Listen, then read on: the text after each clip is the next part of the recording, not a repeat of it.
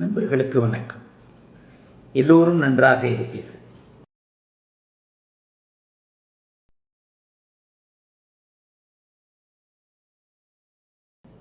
சென்ற வீடியோவில் சூரியன் எப்போது முழு சுபராக ஆவார் அப்படிங்கிறத ஓரளவிற்கு ஒரு விதமான படம் ஜாதக விளக்கம் சொல்லி புரிய வைத்த நிலையில் அடுத்தது அதனுடைய எதிர்நிலையாக சூரியன் எப்போது முழு பாவர் ஆவார் அப்படிங்கிறத இந்த வீடியோவில் பார்த்துடலாம். இந்த பாவத்துவத்திற்கும் சுபத்துவத்திற்கும் இடையில் இருக்கின்ற சில நிலைகளில் தான் உங்களுடைய புரிதல்கள் அமைய வேண்டும் அப்படிங்கிறதான் உண்மை. ஆகவே இந்த வீடியோக்களை தனித்தனியாக 9 கிரகங்களுக்குமான 2 வீடியோக்களாக போட்டு விடுவோம். சூரியன் எப்போது சுபர், சூரியன் எப்போது பாவர், அதனை அடுத்து சந்திரனுக்கு வந்துடலாம். சரி, இந்த நிலையில் ஒருத்தர் அடிக்கடி நிறைய பேர் கேட்குறீங்க, பாவக முனைகளை பற்றி நான் பேசிக்கொண்டிருக்கின்ற சில அமைப்புகளில் ப்ரெடிக்ஷன் சொல்லும் போதோ அல்லது ஏதேனும் விளக்கத்தில் பாவக முனைகளோடு ஒவ்வொரு பாவக முனைகளோடு கிரகங்கள் தொடர்பு கொண்டுவதன் அமைப்பை விளக்குங்கன்னு சொல்கிறீங்க. உண்மையை சொல்லப்போனால் சுபத்துவ பாபத்துவ சூட்சுமவலு தத்துவத்தையே வெகு குறிப்பிட்ட சிலர் தான் ஓரளவிற்கு புரிந்து வைத்திருக்கிறீர்கள். சில பேருடைய கமெண்ட்டுகள் என்னுடைய நேரடி பார்வைக்கு வரும்போது நிச்சயமாக யார் யார் எத்தகைய தன்மையில் புரிதலோடு இருக்கிறீர்கள், எவ்வளவு அருமையாக ஜோதிடத்தை புரிஞ்சு வச்சிருக்கிறீங்க அப்படின்றது எனக்கு என்னுடைய அமைப்பிற்கு தெரிய வரத்தான் செய்யும். ஒரு ஆசானாக சொல்லிக் கொடுப்பவனாக நிற்கும் பொழுது என் எதிரே இருக்கின்ற மாணவர்கள் எத்தகைய புரிதல் தன்மையோடு இருக்கிறீர்கள் அப்படிங்கிறது எனக்கு புரியும். நீங்களே உங்களை பற்றி குறைவாக நினைத்து கொண்டிருந்தாலும் அது எனக்கு உங்களுடைய கமெண்டின் பாணியிலேயே சில நேரங்களில் புரிய வரும். அதிகமாக நினைத்து கொண்டிருந்தாலும் எனக்கு புரிய வரும். இந்த பாவக முனை, இந்த சுபத்துவம் பாவத்துவமே இன்னும் முழுமையாக நீங்கள் புரிஞ்சுக்கல, ஓடாதீங்க. ஜோதிடத்தில் எல்லாவற்றையும் ஓடி ஓடி தெரிந்து கொள்ள முடியாது. இன்னும் சற்று சில நிலைகளில் ஒரு விளக்கத்தன்மைகளை தான் உங்களுக்கு சில நிலைகளை நான் புரிய வைத்து கொண்டிருக்கிறேனே தவிர தற்போது நான் இப்போது சொல்லிக் கொண்டிருக்கின்ற பாவக முனை விளக்கங்கள் அப்படிங்கிறது இன்னும் சில நிலைகளில் கொஞ்சம் கூடுதலான ஒரு புரிதல் தன்மையோடு செயல்படக்கூடிய ஒரு தன்மை. சுபத்துவம் பாவத்துவம் அமைப்பை போலவே அதுவும் சற்று ஒரு சிக்கலான ஒரு புரிந்து கொள்ள கடினமான ஒரு அமைப்பு தான். ஆகவே பொறுமையாக இருங்கள். ஒவ்வொரு வீடியோக்களாக ஒவ்வொன்றாக வரும்போது இப்போ இந்த சுபத்துவ பாவத்துவ தனித்தனி கிரகங்களையே பிரித்து பிரீமியம் வீடியோவில் போடுறதே வேறு சில இன்னும் அடுத்த நிலைகளை நீங்கள் புரிஞ்சுக்கணும் அப்படின்னு தான்.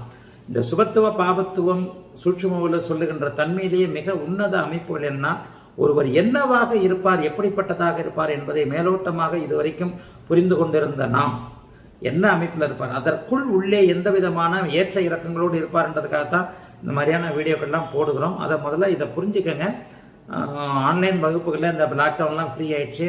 பஸ் எல்லாம் விட்டவுடனே வேறு சில இன்னும் ஒரு தொழில்நுட்ப விஷயங்கள் சில விஷயங்களை செய்யாமல் இருக்கிறோம். அந்த ஆன்லைன் கிளாஸுக்கான ரூமில் அது ஒரு 10% வேலை நிற்கிது. அதையும் முடிச்சாச்சுன்னா அதுக்கப்புறம் கடகடன் ஆன்லைன் கிளாஸஸ் போயிடலாம். பொதுவாகவே ப்ரீமியம் வீடியோ நேயர்களுக்குன்னு சில தனிப்பட்ட கவனம் எடுத்து சில விஷயங்களை விளக்குகிறேன் என்பது உங்கள் எல்லோருக்குமே தெரியும். ஆகவே சற்று பொறுமையாக இருங்கள். இப்போது இந்த வீடியோவில், சென்ற வீடியோவில் சூரியன் எப்போது முழு சுபர் என்பதை போல சூரியன் எப்போது முழு பாவர் அப்படிங்கிறத இப்போ இந்த வீடியோவில் பார்க்கலாம். இதுலேயும் உங்களுக்கு கட்டம் போட்டு தான் சில விஷயங்களை சொல்லித்தரப்போகிறேன். சூரியன் எப்பொழுதுமே அமாவாசை சந்திரனோடு சேர்ந்திருக்கும் பொழுது கடுமையான பாவத்தன்மையோடு இருப்பார். நம்முடைய மூல நூல்களில் அமாவாசையில் பிறப்பது மிகச்சிறப்பாக சொல்லப்படவில்லை. அமாவாசை என்பது ஒரு தோஷமாகத்தான் சொல்லப்படுகிறது, மறைமுகமாக தான். அது எப்படி நம்ம உணர்ந்துக்கணும்னா, மூல நூல்களில் சில விஷயங்கள் சொல்லப்பட்டிருக்கிறதுல அமாவாசை தோஷத்தில் ஒருவர் பிறந்திருந்தால், மூல நூல்கள் எப்பவுமே ஸ்ட்ரைட்டாலாம் சொல்லாது. அது என்னமோ அவங்க அப்படி தான் சொல்லியிருக்கிறாங்க, நம்ம இப்போ ஸ்ட்ரைட்டாக தான் சொல்லிக் கொடுக்குறோம். அந்த காலத்தில் ஞானிகள் சொன்ன விஷயத்த சுயநலமுள்ள சில ஜோதிடர்கள் மறைச்சாங்களா, காப்பி எடுக்கும்போது சில விஷயங்கள் தேவையில்லை, புரிஞ்சவனுக்கு மட்டும் புரிஞ்சுக்கிட்டோம், அல்லது எல்லோருக்கும் இதை தெரிந்து விடக்கூடாது அப்படின்ற காலகட்டமானு கூட தெரியல. மூல நூல்களில் பெரும்பாலான விஷயங்கள் மறைக்கப்பட்டிருக்கின்றன அப்படின்றதான் உண்மை. ஞானிகளோ அல்லது இந்த ஜோதிடத்தை அருளியவர்களோ அதை சொல்லும் போது அதை சொல்லித்தான் இருக்கணும். ஏன் சொல்றேன்னா, இந்த சூரியனுடைய பாவத்தன்மையிலே பார்த்தீங்கன்னா அமாவாசையில் பிறந்திருந்தால் சூரியனோ சந்திரனோ வலுத்திருக்க வேண்டும் அப்படின்றதோட ஒரு மூல நூலோட ஸ்லோகம் முடியுது. அமாவாசையில் ஒருவர் ஜனித்திருந்தால் அவருக்கு சூரியனோ சந்திரனோ வலுத்திருந்தால் தோஷம் இல்லை. தோஷம்னா குற்றம். உடனே அந்த செவ்வாய் தோஷம் அந்த தோஷத்துக்கு போயிடக்கூடாது.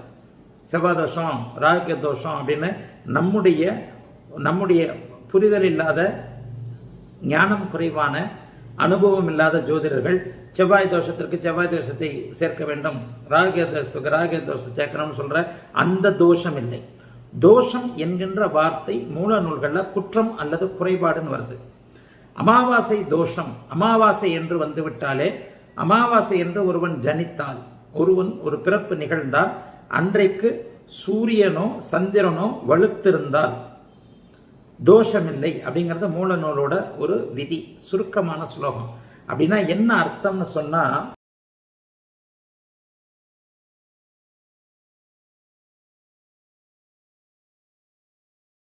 லாட்டரல் திங்கிங்கா பார்த்தீங்கன்னா, அமாவாசை என்று ஒருவன் பிறந்திருக்க, சூரியனோ சந்திரனோ ஆட்சி உச்சமில்லாமல் ஒருவன் அமாவாசை என்று பிறந்தால் அவனுக்கு குறைகள் இருக்குன்றது விதி.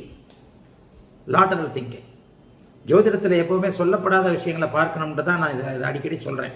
ஒருவேளை ஞானிகள் 1500-2000 வருஷத்துக்கு முன்னாடி சொல்லும் போது இதை விவரித்து சொல்லியிருக்கலாம். நமக்கு மூல நூலில் கிடைக்கிற ஒரு விஷயம் என்னன்னா, அமாவாசை என்று ஒருவர் பிறந்தால் அவருக்கு சூரியனோ சந்திரனோ வலுத்திருந்தால் தோஷமில்லை. அப்போ வலுத்திருக்காமல், வலுத்திருக்கிறது 4 மாதம்தான். சித்திரை அமாவாசை சூரியன் உச்சம், வைகாசி அமாவாசை சந்திரன் உச்சம், ஆடி அமாவாசை சந்திரன் ஆட்சி, ஆவணி அமாவாசை சூரியன் ஆட்சி. இந்த 4 தான் அமாவாசை. அப்போ மிச்சம் 8 அமாவாசையில் பிறந்தவன் ஒன்றும் கிடையாதுன்னு அர்த்தம். அப்போ அந்த வலுத்திருந்ததால் அப்படின்னு நீங்கள் எடுத்துக்கிட்டிங்கன்னா இங்கே சுபத்துவத்தை கொண்டு வந்துடணும். அப்போ 6 அமாவாசைகளில் ஈர்ப்பு விசையின் காரணமாக, அந்த ஆட்சி உச்சத்தின் காரணமாக இயல்பாகவே அது குறைந்த அளவு தோஷமாக சொல்லப்படுகிறது. அது தோஷம் இல்லைன்ட்டு. ஆக சூரியன் எப்பொழுது அரைப்பாவராக இருக்கிறவர் முழு பாவராக இருக்கிறார் என்றால், அமாவாசை நிலையில் இருள் சந்திரனோடு, நம்முடைய பாவத்துவத்தில் அமைப்பில் பார்த்தீங்கன்னா சாதாரணமாக உச்சமாக இருந்தால் கூட அமாவாசையில் பிறந்தவர் எனக்கு நல்லா தெரியும். அதாவது ஒரு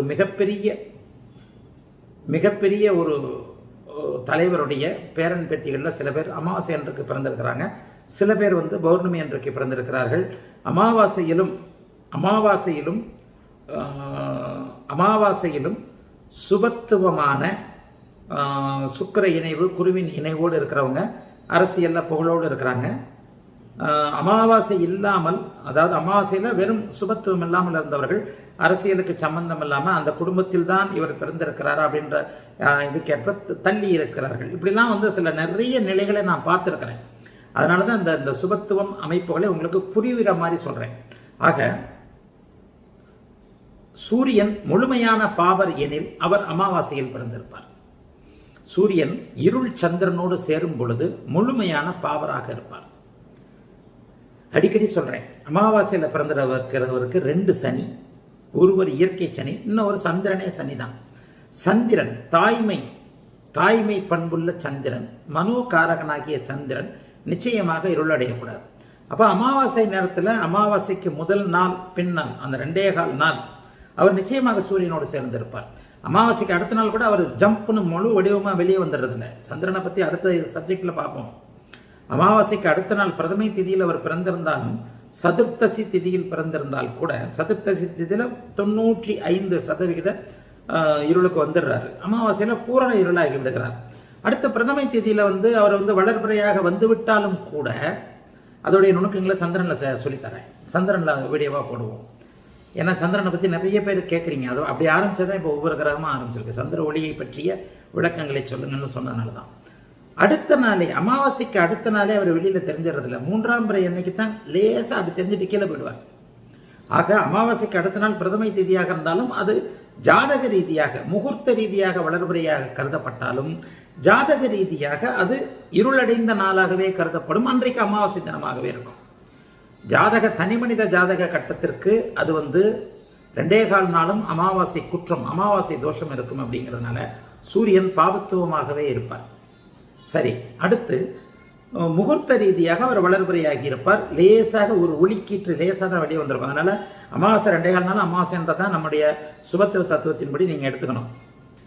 எப்பொழுது அமாவாசை சூரியன் சனி ராகுவோடு இணைகிறாரோ, நீச்ச நிலையை அடைகிறாரோ, இப்போது நான் சொன்னேன் அதற்கு எதிரான விஷயங்களை இப்போ பார்த்துக்கங்க. லாட்டரல் திங்கிங் தான் ஜோதிடத்தில் எதையுமே சொல்லப்படாத உன்னதங்கள் மறைந்திருக்கின்றன அப்படின்னு நான் அடிக்கடி சொல்லுவேன். அதாவது பாதகாதிபதி பற்றிய ரகசியங்கள் என்னுடைய கட்டுரை லட்சக்கணக்கில் என்னுடைய பிளாக்ல படிக்கப்பட்டு கொண்டிருக்கின்ற ஒரு கட்டுரை. பாதகாதிபதி எப்படி உருவானார் அப்படிங்கிறத என்னுடைய ஒரு அமைப்பில் இதெல்லாம் மூல நூல்களில் இல்லவே இல்லை, ஒரு அமைப்பில் அதை விவரித்து சொல்லியிருந்தேன். அதாவது பாதகாதிபதி சுப கிரகங்கள் கேந்திரங்களுக்கு அதிபதியாக கூடாது, பாவ கிரகங்கள் திரிகோணங்களுக்கு அதிபதியாக கூடாது என்பதன் அதாவது சுப கிரகங்கள் கேந்திரங்களுக்கு அதிபதியானால் கேந்திராதிபத்திய தோஷம் என்கின்ற விதியின் மறைவில் பாவர்கள் திரிகோணங்களுக்கு அதிபதியாக கூடாது என்கின்ற ஒரு உன்னதமான உண்மை தொக்கி நிற்கிறது. அதுதான் பாதகாதிபதியின் தத்துவம்னு எழுதியிருந்தேன். அதான் உண்மை. அதெல்லாம் ஒரு நிலையில மனதை போட்டு ஜோதிடத்தில் ஏன் விதிகள் சொல்லப்பட்டனன்றதை நம்ம மனசை உருட்டிக்கிட்டே பார்த்துக்கிட்டு இருக்கும்போது நிச்சயமாக எல்லோரும் ஒரு விஷயத்தை பற்றி சிந்திச்சுட்டே இருந்தோம்னா அது லேசா எங்கே டெஸ்டினேஷனோ அங்கே தான் கொண்டு போய் விடும். அந்த அமைப்பின்படி இப்போது நான் சொன்ன நிலையில இந்த பதகாதிபதி தத்துவம் ஆர்டிகல்ல எல்லாருமே படிச்சிருப்பீங்க. படிக்காதவங்க கூகுளில் போயிட்டு தமிழில் டைப் பண்ணுங்க, பதகாதிபதி பற்றிய ரகசியங்கள்னு. நம்ம ஆப்பில் கூட இருக்கு, பிளாக்ல இருக்கு, அதுலேயே இதை பற்றி எழுதியிருக்கிறேன். சுபர்கள் கேந்திரங்களுக்கு அதிபதியாக கூடாது என்கின்ற தத்துவத்தின் மறைவில் பாவர்கள் திரிகோணங்களுக்கு அதிபதியாக கூடாது அப்படிங்கிற விதி மறைந்திருக்கிறது. அப்படி திரிகோணங்களுக்கு அதிபதியாகின்ற பாவர்கள் பாதகாதிபதியாகிறார்கள். அதுதான் உண்மை. உடனே 5-9 குடையவர் மிஞ்சு பாவர் சுபராயினும் அப்படின்ற புலிப்பாணி பாடலை எடுத்துன்னு வந்துடக்கூடாது. அதெல்லாம் முக்கால் வாசி குப்பை. மிஞ்சு 5-9 குடையவர் மிஞ்சு பாவரானாலும் சுபரானாலும் கெஞ்சு பலன் தருவார் மிஞ்சு பலன் தருவார் என்பதெல்லாம் குப்பை. அந்த பாடல்களுக்கு பக்கத்திலேயே போயிடாதீங்க. நான் என்னுடைய அனுபவத்தின் அடிப்படையில்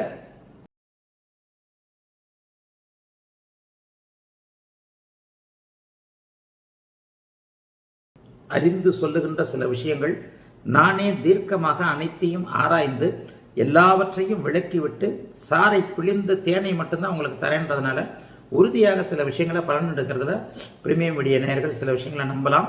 ஆக இப்போது நான் சொன்னதைப் போல அமாவாசை அமைப்பில் சூரியனும் சந்திரனும் உச்சமாக இருக்கின்ற அமைப்பில் அமாவாசை தோஷம் இல்லை என்று மூல நூல்கள் குறிப்பிடுவதைப் போல மறைமுகமாக சூரியனும் சந்திரனும் நீச்சமாகின்ற அமாவாசை அன்றைக்கு சூரியன் கடுமையான பாவராவார். அதாவது ஐப்பசி மாச அமாவாசையும் கார்த்திகை மாச அமாவாசையும் சூரியன் கடும் பாவர். இதனை அடுத்து இருள் கிரகமான சனி ராகுவோடு அவர் சேரக்கூடாது. சில நேரங்களில் இந்த இடத்துல அந்த உண்மையும் சொல்லிடுறேன், நிறைய பேர் கேட்டுக்கிட்டு இருக்கிறீங்க, சந்தர்ப்பத்தில் தான் சொல்ல முடியும். சூரியன் கேதுவோடு சேருவது சூட்சும வலுவான்னு கேட்குறீங்க. சூரிய சந்திரர்கள் கேதுவோடு சேருவது கிரகணம், அது சூட்சும வலு இல்லை. சூட்சும வலுன்றது 2 பாவ கிரகம், செவ்வாய் சனிக்கு மட்டும்தான். புதனுக்கு கூட சில நிலைகளில் நான் சொல்றதில்லை. கடுமையான பாவராகி செவ்வாய் சனியோடு சேர்ந்த புதன் சில நிலைகளில் கேதுவோடு சேருவது சூட்சும வலுவாக இருக்கலாம். ஆனா சூரியனுக்கும் சந்திரனுக்கும் ராகு கேதுகளோடு சேர்றது கேதுவோடு சேர்றது கிரகணம் தான் இருக்குமே தவிர எந்த சூழ்நிலையிலும் சந்திரன் தேய்பிரை சந்திரன் கேதுவோடு சேர்ந்திருக்கிறார் சூட்சும வலு பெற்று விட்டார்னு எடுக்கக்கூடாது. சூட்சும வலுவை புரிந்து கொள்ளாதவர்கள் இதுக்காக தான் சில நிலைகள் அப்படியே மெதுவாக சொல்லித்தர வேண்டியிருக்கு. சூட்சும வலுன்றதே தலைகளாக புரிஞ்சுக்கிறீங்க. செவ்வாய்க்கும் சனிக்கும் கேது இணைவது மட்டுமே சூட்சும வலு. சில நிலைகளில் பாவியருடன் சேர்ந்த புதன் சேருவது சூட்சும வலு. சூரிய சந்திரர்களோடு கேது சேருவது கிரகணம் என்ற அமைப்பில் வந்துவிடும். ஆகவே இங்கே இந்த நிலைமையில இங்கே கட்டம் போட சொல்றேன். இந்த கட்டத்தில் பாருங்க, இங்கே முதல் கட்டம், முதல் ஜாதக அமைப்பில் ஐப்பசி அமாவாசை என்றும் கார்த்திகை அமாவாசை என்றும் சூரியன் மிகுந்த பாவராக இருப்பார்.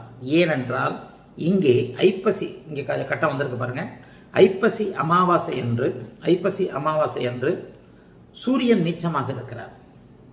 அப்போது அவர் இருளடைந்த தன்மையாக இதோ இவரோட சேர்ந்திருக்கிறார். யாரோட சேர்ந்திருக்கிறார்? சந்திரனோடு சேர்ந்திருக்கிறார். அடுத்து கார்த்திகை அமாவாசை என்று சந்திரன் முழுக்க நீச்சனும் ஆகி இருள் தன்மையோடு இருக்கிறார், அமாவாசையா இருக்கிறார். அன்றைக்கு கடுமையாக தன்னோடு சேர்ந்த சூரியனை பாவத்துவம் அடைவார். இப்போது இந்த கட்டங்கள்ல 2 கட்டங்கள்ல தெரியுது. இந்த 2 கட்டங்களோடும் அடுத்து 2வது ஒரு அமைப்பு போட சொல்றேன்.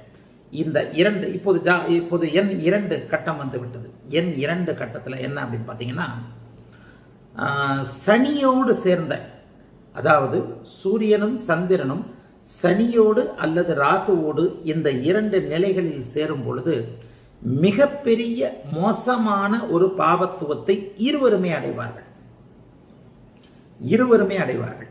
அதாவது கார்த்திகை மாதம் சூரியன் சந்திரன் ஏற்கனவே நீசம். இந்த நிலையில சனியோடோ ராகுவோடோ இவர்கள் இணையும் போது இருவருமே கடுமையான பாவத்துவத்தை அடைவார்கள். இப்போது நம்ம சூரியனை பற்றி மட்டும்தான் பேசிக்கிட்டு இருக்கோம், அதனால சூரியனுடைய நிலையை மட்டும் பார்ப்போம். இது போன்ற ஒரு நிலையில் இங்கே ஒரு மிக முக்கியமாக ஒன்று நான் சொல்லணும். ஐயா, இந்த இடத்துல இப்போ போடப்பட்டிருக்கிற 2வது கட்டத்தில் நீங்கள் சூரியனும் சனியும் சேர்ந்தால் பாவத்துவம்னு சொல்றீங்களே, சூரியன் அங்கே நீச்சபங்க ராஜயோகத்தை அடைகிறாரே? இல்லை. துலாம் ராசியில் சூரியன் நீச்சமான நிலையில் அருகில் ஒரு கிரகம் உச்சமாக இருந்தால் அந்த கிரகத்தின், அதாவது நீச்சனுக்கு அருகில் இவர் உச்சன் இருக்கிறார் அப்படிங்கிற அமைப்பில் அங்கே நீச்ச கிரகம் நீச்சபங்க ராஜயோகத்தை அடையுமா? இல்லை, இங்கே பாவத்துவத்தை அடையும். நீச்சபங்க ராஜயோகம் என்பது வேறு, கடுமையான பாவத்துவம் என்பது வேறு. சூரியன் பாவத்துவம் அடைந்தால் என்ன நடக்கும்? தகப்பன் இல்லை. ஏற்கனவே சொன்ன மாதிரி சுகத்துவம் அடைந்தால் என்ன? அப்படியே தலைகிறார். தகப்பன் இல்லை, நல்ல தகப்பனாக இல்லை, ஆயுளுடன் இல்லை, அவருடைய உயிர்காரகத்துவம் முழுமையாக அடிபடும். அரச லாபம் இல்லை, தன்னம்பிக்கை இல்லை, தொழில் இல்லை, கமாண்டிங் இல்லை, எதிலும் நல்ல ஆத்ம பலம், ஆன்ம பலம் அப்படின்னு சொல்லப்படக்கூடிய எதிலும் இருக்கின்ற ஒரு தைரிய பாவகம் எதுவுமே இல்லாத ஒரு தன்மை சூரியன் கிடக்கூடாது. தலையாய ஒளி கிரகமான சூரியன் நிச்சயமாக கிடக்கூடாது.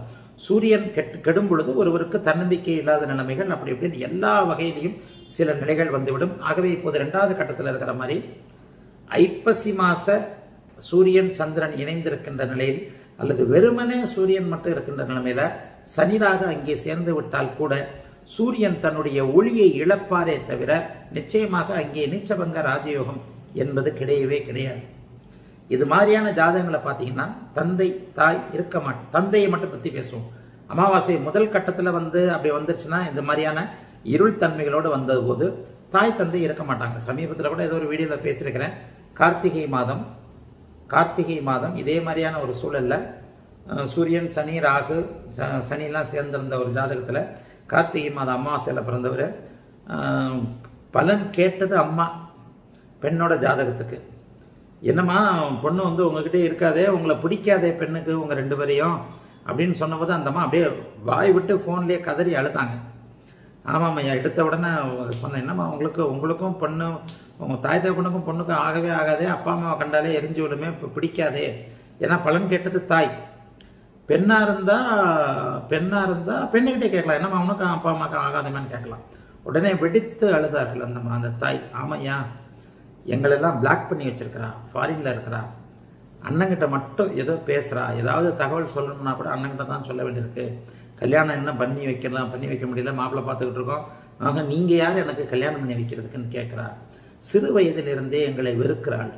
அவள் இஷ்டப்படி நாங்கள் படிக்க வைக்கல, அப்படி வைக்க ஏதோ அவன் மனசில் ஆழமாக விழுந்துருச்சு. அவர்கள் வாழ்க்கையை சொல்லுகிறார்கள். நான் ஜோதிட ரீதியாக அதை பார்ப்பேன். சூரியன் சனி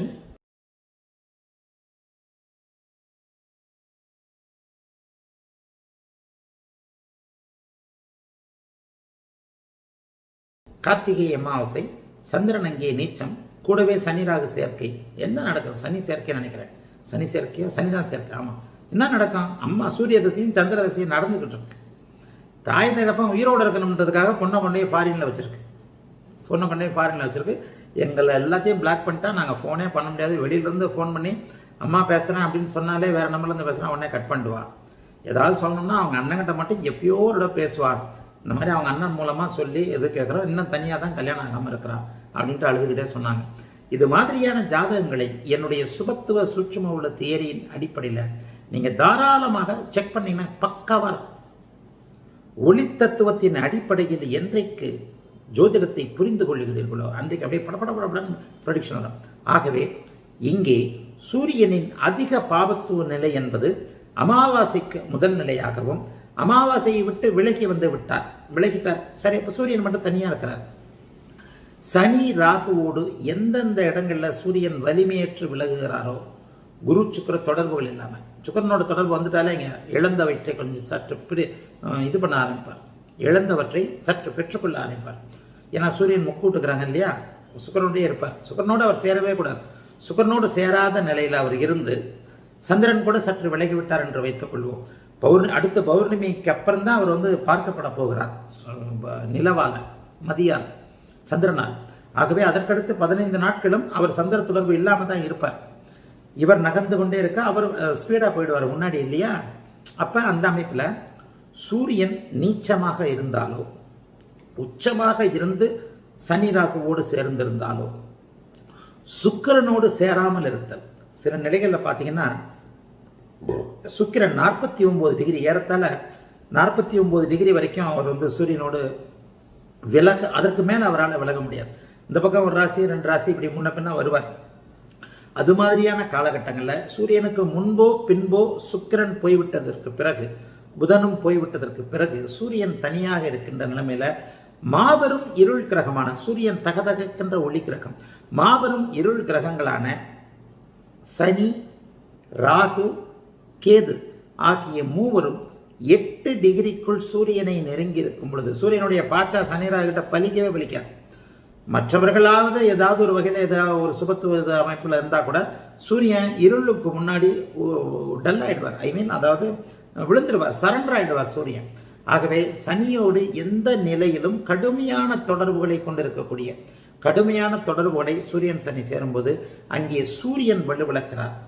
எப்படி சென்ற வீடியோவில் 11 டிகிரி 9 டிகிரிக்குள் 9 டிகிரி 11 டிகிரிக்குள் இவர் குரு சுக்கிரனை அஸ்தமனம் பண்ணி தான் சுபத்துவமாகிறார் அப்படின்னு சொன்னோம். அதை போல இங்கே சனியோடு அவர் 15 டிகிரிக்குள்ளும் ராகுவோடு அவர் 12 டிகிரிக்குள்ளும் நெருங்கவே கூடாது. 13 டிகிரின்னு வச்சுக்கலாம்.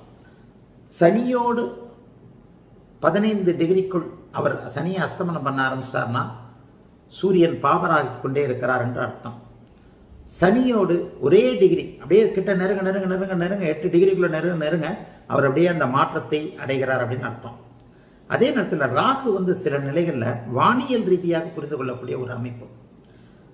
ஒரே டிகிரியில் சூரியனும் ராகுவும் இருப்பதை போல தோன்றினாலும் கிரகணம் முடிந்திருக்கலாம்.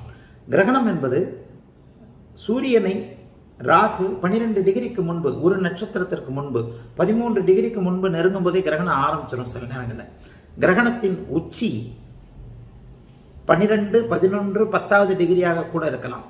ஒரே டிகிரியில் சூரியனும் ராகுவும் இணைந்திருந்தால்தான் கிரகணம் நடக்கும் அப்படிங்கிற அர்த்தமே இல்லை.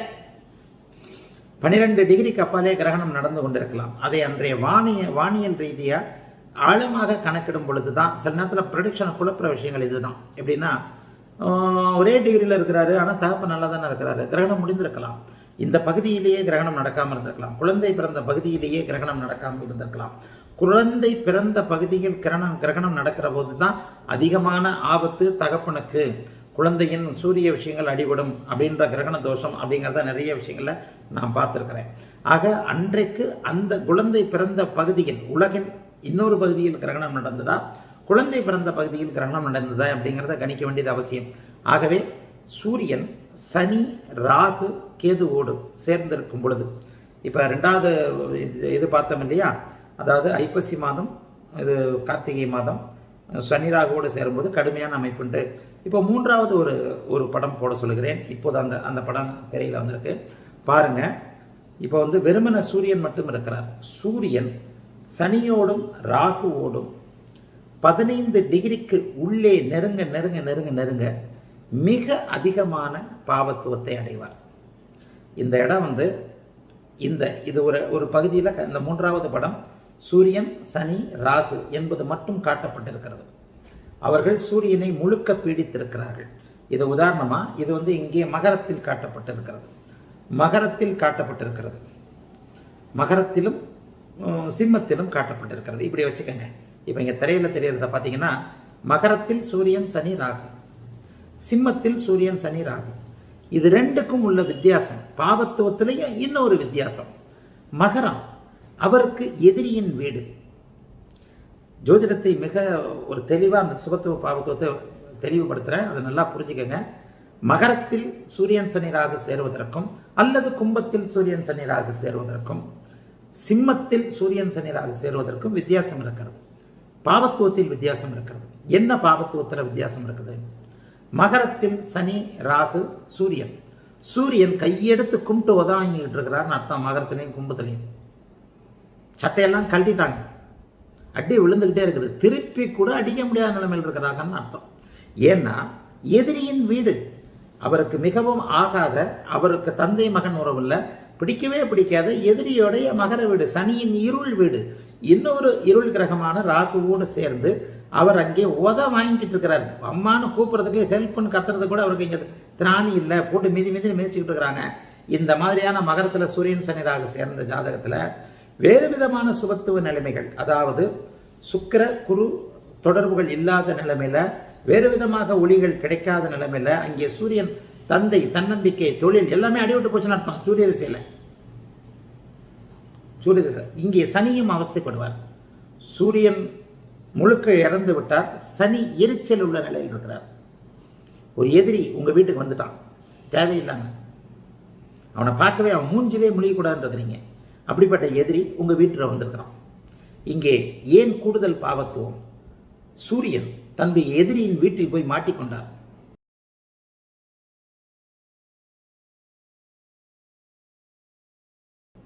அதாவது ஒளிய இடமில்லாதவன் தலையாரி வீட்டில் போய் ஒளிஞ்ச கதையான கிராமத்தில் சொல்லுவாங்க. கிராமத்தில் எப்படின்னா, தலையாரின்றவர் தான் அரசு தூதராக, அரசுக்கு வேலை செய்யக்கூடியவர் தலையாரி. வெள்ளக்காரன் காலத்தில் தலையாரி போஸ்ட் இருந்தது. ஒருத்தன் வந்து திருடான்னா அந்த கிராமத்து தலையாரியை கூப்பிட்டு, அவன் ஊரில் இருக்கிறான்னா கையை கட்டி காலை கட்டி இழுத்துட்டு வாயா, கிராமத்து ஒரு கடைநிலை அதிகாரின்னு வச்சுக்கலாங்க தலையாரியை. அப்போ ஒரு தப்பு செஞ்சுட்டு ஒளிஞ்சவனை கண்டுபிடிக்கக்கூடியவரே தலையாரி தான். நம்ம அந்த தப்பு செஞ்சுட்டவன் ஒளிய தெரியாதவன் தலையாரி வீட்டிலேயே போய் ஒழிஞ்சானா, தலையாரிக்கு வந்து வேலை மிச்சம். ஏன் வீட்டில் தாங்க இருக்கிறான்னு கையை காலை கட்டிட்டு அரசாங்கத்திட்ட ஒப்படைக்கிறதுக்கு. அது மாதிரி இங்கே சூரியன் மகரத்திலும் கும்பத்திலும் போய் இருக்கிறார் அப்படின்னா கடுமையான முழுமையான பாவத்துவத்தில் இருப்பார். கடுமையான பாவத்துவம், பகை வீட்டில் பகைவரோடு அவருடைய ஆட்சி வீட்டில் இருக்கிறார். அப்போ இந்த பாவத்துவம் கொஞ்சம் குறைந்த நிலை பாவத்துவம். பாவத்துவத்தின் படிநிலைகளை இப்போது சொல்லிக்கிட்டு இருக்கிறேன். பாவத்துவத்தின் படிநிலைகள், சூரியனின் பாவத்துவ படிநிலைகள், இந்த டைட்டிலில் இப்போ போடலாம். சூரியனின் பாவத்துவ படிநிலைகள் அப்படின்றதே போட்டலாம். சூரியனின் பாவத்துவ படிநிலைகள்ன்றதான் டைட்டில். ஆக இந்த அமைப்பில் சிம்மத்தில் இருக்கும்போது என்ன நடக்கும்? அங்கேயும் அடி வாங்குறார், ஆனால் அவருடைய சொந்த வீட்டில் அடி வாங்குறார். டிகிரியை பொறுத்து சூரியன் உயிரோடே இருப்பார். அவரால் இயங்க முடியாத தன்மைகள் இருக்கும். மகர சிம்ம சனி ராகு கேதுக்களோடு சூரியன் இருக்கின்ற நிலைமை. ராகு முழுமையான இருள் கிரகம், மறைக்கிறார். கேது அரைகுறை இருள் கிரகம், அடிப்பது போல் நடிக்கிறார். ராகு முழுமையாக அடிக்கிறார், அடிச்சவனை போட்டணும் அப்படின்றது ராகு. இப்போ ஏதோ பாவம் பொழைச்சிட்டு போறாயா, ஏதோ சொல்றான் அடிக்கலாம் அப்படின்ட்டு சும்மா தட்டுறது கேது. ஆழமற்ற இருட்டு, ஆழ்ந்த இருட்டு, ஆழமற்ற இருட்டு. சனி அங்கே அவருடைய சொந்த வீட்டில் இருக்கிறார். அவருக்கு ஆகாதவர் உள்ளே வந்து விட்டார், போட்டு மிதிப்பார். இங்கே சிம்மத்தில் சனி ராகு சேர்க்கை, சிம்ம வீடும் கெடுகிறது. ஆனால் சூரியன் சற்று உயிரோடு இருக்கிறார்னு அர்த்தம். ஏன்னா உங்க சொந்த வீட்டில் நீங்க அடி வாங்குறீங்க. என்னதான் இருந்தாலும் சமாளிச்சுக்கலான்னு ஒரு தைரியம் இருக்கும். ரெண்டு எதிரி அவன் வீட்டில் போய் நீங்க வாங்குறதுக்கும், ஒரு இடத்துக்கு போனீங்க தெரியாதனமா, ரெண்டு பேர்கிட்ட போய் மாட்டிக்கிட்டீங்க. ரெண்டு பேரும் ஜென்ம விரோதி, தனியாக போய் மாட்டிக்கிட்டீங்க. பிச்சு எடுத்துருவானுங்க இல்லையா, கத்தப்பட முடியாது இல்லையா, அப்போ வாங்கிட்டு தானே திரும்ப வரணும்.